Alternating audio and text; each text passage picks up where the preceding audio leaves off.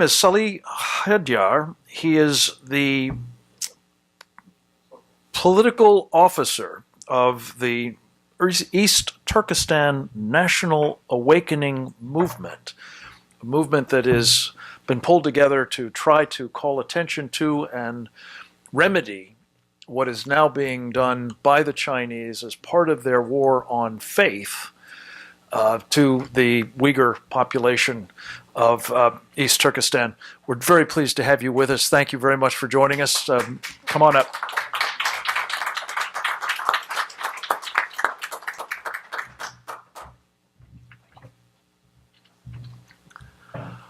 Good afternoon.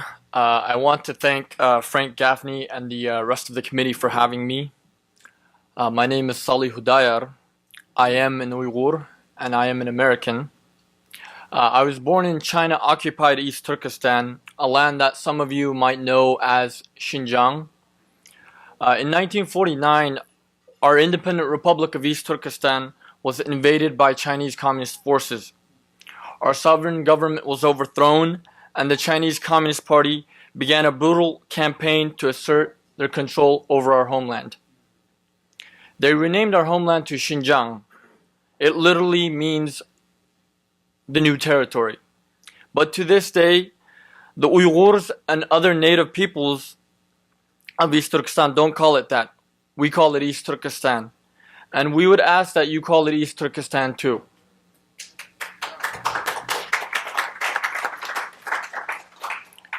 My story begins when I was just a child.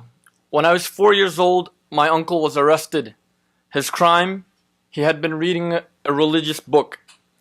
Eager to find out where my uncle got the banned book, the police raided our home in the middle of the night. The Chinese Communist authorities grabbed me and told my family that they would kill me unless they told them what they wanted to hear. Desperate to save my 4-year-old life, my family told the communist authorities everything that they wanted to hear. As a result, most of the adult males in my family were arrested. Today, I have over 100 relatives, including my immediate and extended family, who are imprisoned in China's vast systems of prisons, concentration camps, and Bingtuan labor camps. Every time I speak out, the Chinese Communist Party's occupation forces target my family. And I'm sure that they'll be watching today's event live streamed and will only continue to target my family more. But that will not silence me. With every family member they arrest, torture, or kill, my resolve to advocate for East Turkestan's independence only solidifies. I will not kowtow and I will not bow.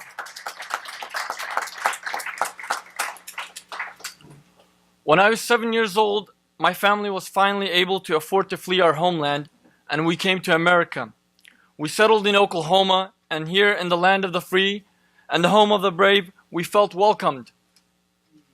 I joined the United States Army with the hopes of becoming a military officer in order to show my gratitude to the nation that gave my family hope. Unfortunately, my military career was cut short, and I was honorably discharged due to a kidney condition. I love America, and America is my home. Since I left East Turkestan, China's campaign of terror against the people of East Turkestan has only intensified. This is a war on ethnically Turkic people. This is a war on religion. And most of all, this is a war on the idea of a free and independent East Turkestan. The oppression of religion is what I want to talk about today. And first off, to be clear of the misconceptions, China's war on religion is not only exclusive to the Uyghurs or other Muslims. In fact, Christians are being profoundly affected too. And so too are Buddhists and practitioners of Falun Gong and even religious adherents of like Judaism, Hinduism, and Taoism. And they too are suffering under this brutal campaign. Today, the United Nations Committee on the Elimination of Racial Discrimination estimates that upwards of 3 million innocent souls are being held in so-called re-education camps or vocational training centers.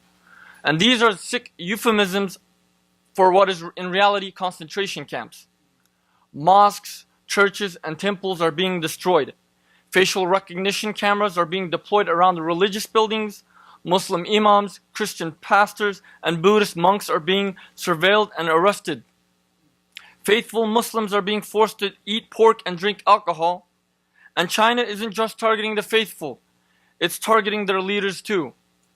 Through coercion, intimidation, bribery, disinformation, or some combination of the four, China has managed to win the silence of Pope Francis and Saudi King bin Salman. The faithful in China and the region it occupies, like East Turkestan and Tibet, are left without defenders.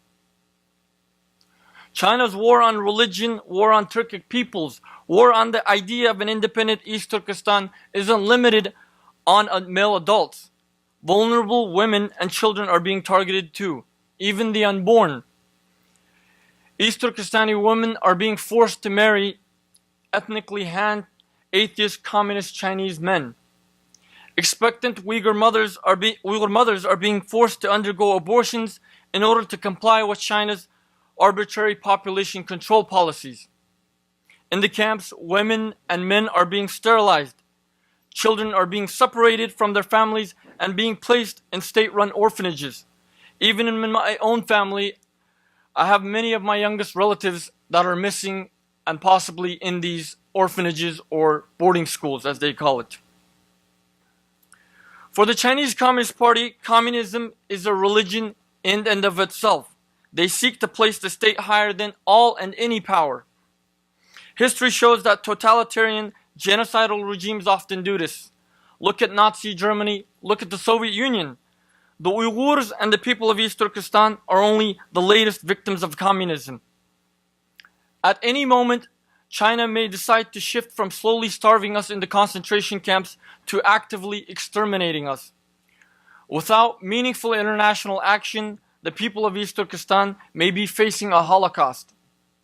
What we need today is for America to resurrect the lessons of the Cold War and to know that America is in existential battle with a rising totalitarian hegemon.